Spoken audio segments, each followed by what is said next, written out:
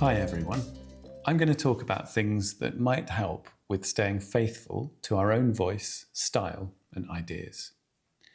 It might be helpful to think of the creative process as being like a funnel. We start out with a wide field of view, perhaps looking at works that inspire us, and these can contribute to the development of our creative voice and our ideas.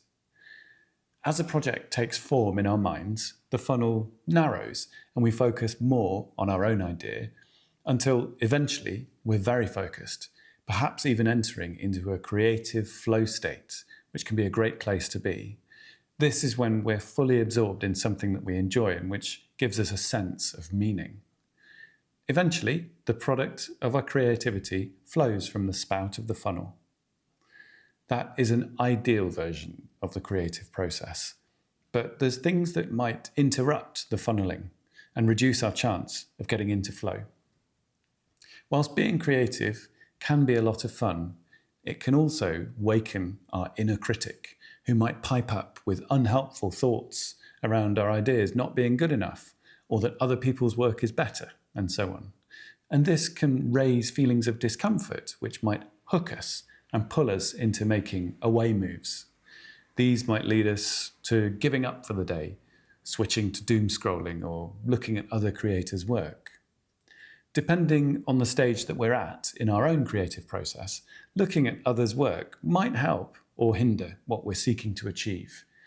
It could pull us from the narrowing stages of the funnel back up to the top and dilute or contaminate the originality of our ideas. Ultimately, what we produce may no longer be an original creative piece, but a mishmash of lots of other ideas in which our unique voice is drowned out. If we can notice our inner critic's voice and use the techniques that help to respond to it more usefully, either from the inner critic video or elsewhere, then we have a better chance of unhooking from what it's saying. Comparing ourselves to others can also inhibit our creative process because, especially when we look at social media, for example, we're looking at what people want to share rather than things that they might prefer people didn't see. And this can give us a skewed representation of reality. It can make it look like other people are effortlessly creating a series of amazing things without the misfires that are a key part of the creative process. We need to be able to make mistakes as a part of our process, as those are often what teaches us the most. We might also flash forward in our heads to a time when other people are seeing our creations and feel a sense of cringe for something that's not even happened yet, as we compare what we think we're making to what other people have made. If we can notice this happening, embrace our mistakes, and listen to what they're telling us, and unhook from the cringe or other unpleasant feelings whilst noticing what they might be trying to tell us, we will have more creative freedom and flexibility. Checking in with our values can help if we notice ourselves zooming out and back up the creative funnel. Sometimes we can lose sight of the real reasons why we might be creating.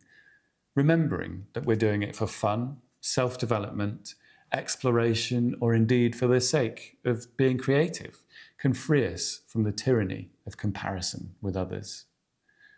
You might also want to take practical steps to help to narrow that funnel as you move to the flow and production stages of your process.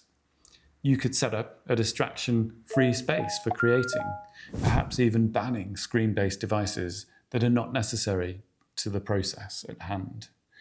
Having an area permanently set up for this might be helpful. The behaviourist B.F. Skinner was famously disciplined and had a desk set up in his basement at which he sat every morning and wrote for a certain amount of time. He even set up a clock wired to his writing light so that he could measure how long he'd been writing and then graphed his productivity levels each week.